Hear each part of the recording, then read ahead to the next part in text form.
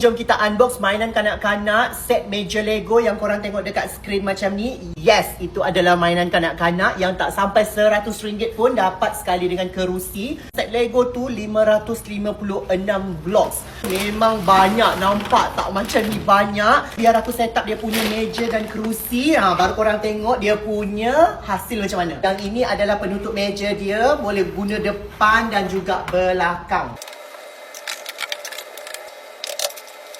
Hari sonok material meja dengan kerusi dia memang tahan lasak. Even orang dewasa duduk pun tak jadi masalah. Memang boleh tampung. Kalau dah habis main, semuanya boleh simpan kat dalam ni, dekat bawah ni. Kalau nak pakai yang belakang ni pun tak jadi masalah. Yang ini kalau diorang conteng pun korang lap je lah. Yang ni diorang boleh buat reference lah kalau dia nak tengok macam mana dia nak create sendiri dia punya Lego tu. Pergi tengok dekat link kat bawah, korang dapat harga berapa. Tapi yang penting yang sekarang ni memang tak sampai RM100.